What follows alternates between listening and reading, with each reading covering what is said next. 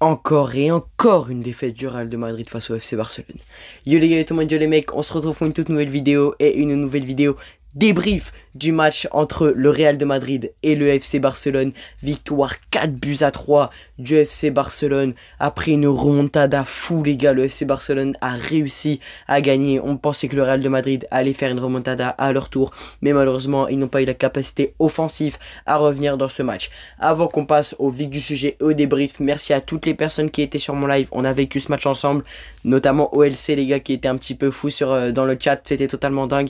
Voilà, n'hésitez pas à liker, à partager et à commenter, ça fait extrêmement plaisir.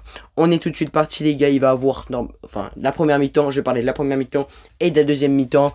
Le bon match du Real de Madrid, c'était dans les 20 premières minutes. Le Real de Madrid a été bon dans les 20 premières minutes, c'est tout. Là, je parle dans la première mi-temps. En première mi-temps, ils étaient invisibles. Après les 20 premières minutes, les deux premiers buts de Kylian Mbappé sur un penalty où il y a largement penalty, pardon. Je vois certains dire ah ouais, il n'y a pas penalty, il le touche pas. Bon, arrêtez, au bout d'un moment, il faut arrêter. Il y a totalement penalty sur Kylian Mbappé et après il vient, il met ce 2-0. Donc oui, à partir de ce moment-là, le Real était fort dans les 20 premières minutes. Mais après, quand le Real a pris le but du 2-1, le FC Barcelone a ressuscité et le Real de Madrid était mort. Le Real de Madrid était mort parce que je sais pas, ils ont perdu confiance en eux. Peut-être qu'ils ont déjà vu le match du FC Barcelone face à l'Inter avec une remontada et comme par hasard un but de Eric Garcia. Mais en fait, je comprends pas pourquoi le Real de Madrid a lâché, parce que c'était le match le plus important de la saison pour le Real de Madrid. C'était le match le plus important de la saison parce que s'il gagnait, il revenait à un point du FC Barcelone. Tandis que là, le FC Barcelone prend largement de l'avance, prend 7 points d'avance face au Real de Madrid, même s'il y avait un match nul. C'était parfait. En fait, là, pour le Real, fallait soit faire un match nul, soit faire une victoire, soit arracher le match nul, parce que Victor Munoz, il a eu une occasion, son premier ballon, il aurait pu tuer le FC Barcelone et mettre le but du 4 partout, mais il a préféré tirer au-dessus. Mbappé, il avait également le but du 4 partout. Le Real de Madrid a loupé des occasions et ça, ils peuvent s'en vouloir qu'à eux-mêmes, parce que Mbappé, il avait Munoz, pardon, un nouveau d'ailleurs, qui a 21 ans les gars. En fait, Hendrik laisse passer le ballon, pour moi, il sait pas qu'il y a Victor Munoz derrière. Je crois qu'il contrôle. Il la met au-dessus alors qu'il a le but grand ouvert devant lui. Il y a juste un petit homme en vert qui s'appelle Chesney qui est là, qui fait ça. Mais il aurait tellement pu faire mieux. Même un crochet sur Chesney et après faire une frappe. Mais il a préféré tirer en force, malheureusement. C'est dommage pour Victor Munoz qui aurait pu mettre son premier but, mais il en a décidé autrement. Voilà. Donc, bon, ça c'était en fin de match. Bon, à part ça, c'était les bonnes 20 premières minutes du Real de Madrid après 0. Parce que, aussi, quand le Real de Madrid récupérait le ballon, il la rendait directement au FC Barcelone. Ça faisait que des transversales, que des passes longues, ça tentait de jouer vers l'avant, etc. Je sais pas si c'était ce que Carleto avait dit au joueur du Real de Madrid de faire ça, de jouer vers l'avant, mais en tout cas ça n'a pas marché. Ça a marché aller 2-3 fois, mais en tout cas ça n'a pas servi grand chose parce qu'il n'y a pas eu but au final. Ça a ramené peut-être des occasions dangereuses, mais ça n'a pas ramené de but. Je trouve que c'est dommage parce que le Real Madrid, ils avaient la place. Bon, là, c'est en deuxième mi-temps que je veux dire qu'ils avaient la place, parce qu'en première mi-temps, c'était très compliqué. En deuxième mi-temps, le Real de Madrid avait largement la place. En première mi-temps, c'est dommage, mais comme je l'ai dit, ils faisaient que des transversales. Ils n'arrivaient pas à créer du jeu. Bellingham, Vinicius et Mbappé n'arrivaient pas à combiner tous les trois. C'est dommage. Maintenant, Arda Güler aussi, j'allais oublier. Arda Güler, les gars, invisible, nul. Arda Güler, c'est pour ça qu'il a été sorti à la mi-temps. Mais il y a aussi quelque chose que je comprends pas, c'est pourquoi il fait pas rentrer Rodrigo. Parce que dans ce match-là, il faut un Rodrigo. Il fait rentrer Victor Munoz, je sais pas, alors que t'as Rodrigo sur le banc. Rodrigo, il aurait mis tous les jours. Le but que Victor Munoz loupe, Rodrigo l'aurait mis tous les jours, Vinicius l'aurait mis tous les jours, Mbappé, Bellingham, tout le monde l'aurait mis tous les jours, même Hendrik l'aurait mis. Donc ça, c'est dommage que le Real de Madrid n'a pas réussi à faire ça maintenant. Pourquoi ils n'ont pas réussi à faire ça? Parce qu'il y a un grand FC Barcelone et il y a eu des grands joueurs. Dans l'avant-match, les gars, qui a été sur une chaîne de Gabino, d'ailleurs, n'hésitez pas à vous abonner, les gars. Je disais que le FC Barcelone ne dépendait pas forcément de Lamine Yamal, et j'assume toujours ce que je dis. Le FC Barcelone ne dépend pas forcément de Lamine Yamal.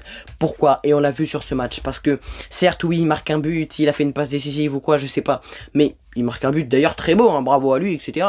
Mais c'est comme par exemple Dembélé au PSG ou Gvara. Le PSG ne dépend pas de ces joueurs-là. Et pour moi, le FC Barcelone ne dépend pas de ces joueurs-là. Pourquoi? Parce que si Lamine Yamal n'est pas là, pour moi, ça se termine tout autant.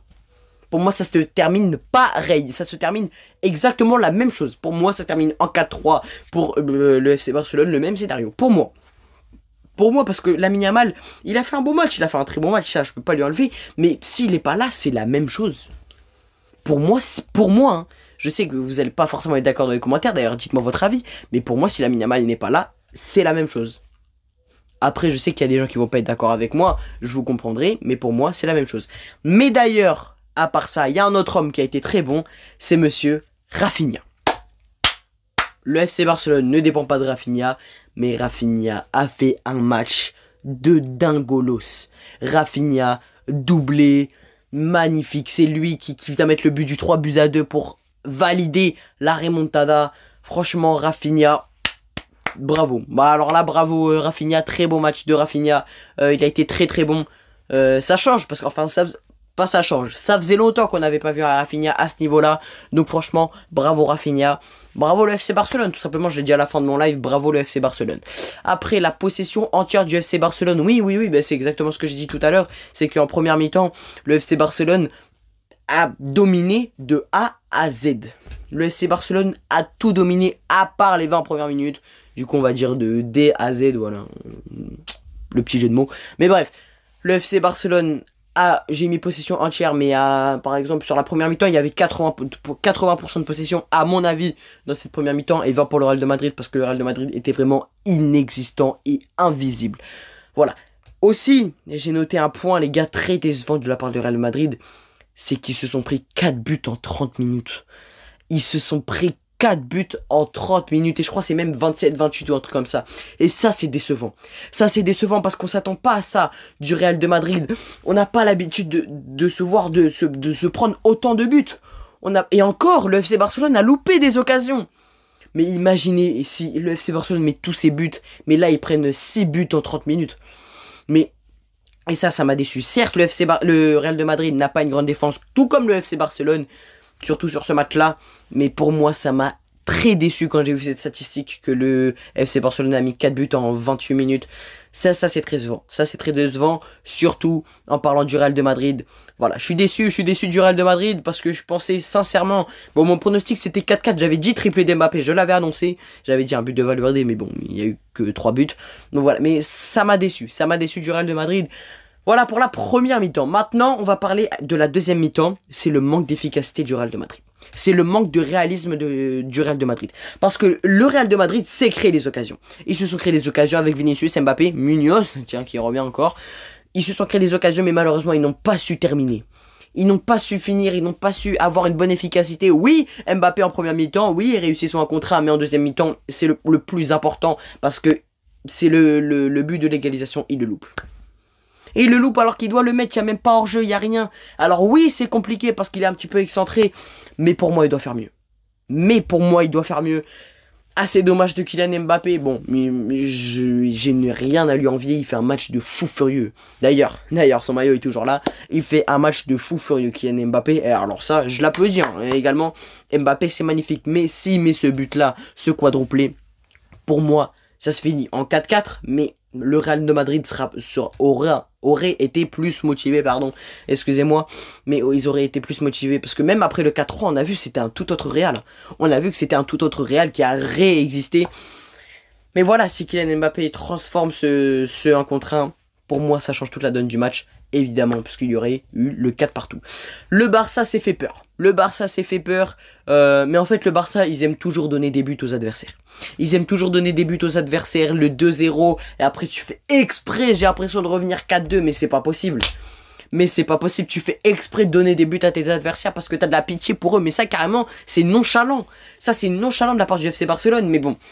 C'est comme ça, c'est le FC Barcelone, ils ont fait la même face à l'Inter à l'aller et au retour.